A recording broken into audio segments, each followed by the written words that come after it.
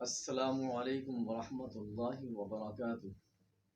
بسم اللہ الرحمن الرحیم۔ اللہم صل علی سیدنا محمد وعلی آل محمد۔ لاکھوں کروڑوں درود حضرت محمد صلی اللہ علیہ وآلہ وسلم کی ذات اقدس پر اور آپ کی آل پر۔ میں ہوں آپ کا میزبان حکیم حافظ نور الامین، چینل امین دواخانہ پر خوش آمدید کہتا ہوں۔ میں آج اپنے ویورز کے لیے، اپنے ناظرین کے لیے، اپنے سامعین کے لیے، ان مردوں کے لیے جو بے اولادی کا شکار ہیں، یا وہ لوگ جو قلت منی یا مادہ کے پتلا پن کا شکار ہیں، ان کے لیے بڑا ہی ایک شاندار نسخہ لے کر آیا ہوں۔ یا وہ افراد جن کے سپرم کی مقدار بہت ہی کم ہے، ان کے لیے بہت ہی موزوں نسخہ ہے۔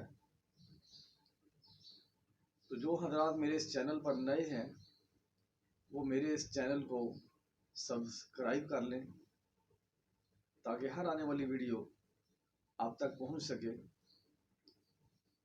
میرے بتائے گئے نسخے بہت ہی آسان ہوتے ہیں، تو ان کو آسانی سے تیار بھی کیا جا سکتا ہے۔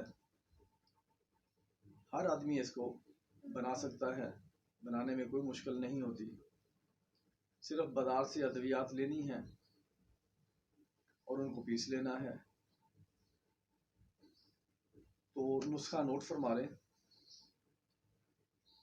سالب مصری، سالب پنجا، موسلی انڈیا، پمبا دانہ، اسگند ناگوری، ستاور، یہ تمام اجزاء جو ہے وہ 50-50 گرام لے لیں۔ ان کو پیس لیں، اچھی طرح پاؤڈر بنا لیں، اور بعد میں ان تمام ادویات کے اندر 50 گرام چھلکا اسبغول شامل کر لیں۔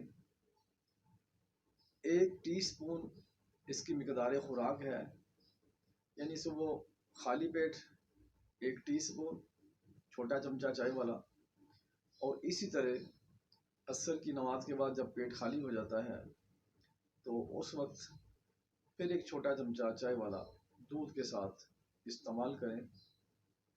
تقریباً 1 مہینہ یہ کافی ہے۔ دوران دوا مباشرت سے پرہیز کریں، لیکن دوا کھانے سے پہلے اور دوا کھانے کے بعد سیمن انالیسز ضرور کروا لیں۔ ایک چھوٹا سا ٹیسٹ ہوتا ہے منی کا، تو یہ ضرور کروا لیں تاکہ آپ کو بھی تسلی ہو سکے۔ اور دوسرے نمبر پر جب ٹیسٹ کروائیں تو اس میں یہ دیکھیں کہ پس سیلز وغیرہ تو نہیں آ رہے۔ اگر پس سیلز آ رہے ہیں تو پھر اس دوا کے کھانے کا کوئی فائدہ نہیں ہوگا۔ اگلی ویڈیو میں پس سیلز کے متعلقہ بھی میں ایک نسخہ آپ حضرات کو بتاؤں گا۔ تو جن حضرات کے پاس سیلز ہوں تو اس سے پہلے دوا کھانے سے پہلے وہ پس سیلز کا علاج ضرور کریں۔ جب پس سیلز کلیئر ہو جائیں تو پھر اس کے بعد یہ بتایا گیا نسخہ جو ہے وہ استعمال کریں۔ انشاءاللہ تعالی ضرور فائدہ ہوگا، کیونکہ حکماء اور اطباء عموماً یہی نسخہ استعمال کرواتے ہیں۔ دوا کو بنائیں، استعمال کریں، اور اس خاکسار کو بھی اپنی نیک دعاؤں میں ضرور یاد رکھیں۔ السلام علیکم ورحمۃ اللہ وبرکاتہ۔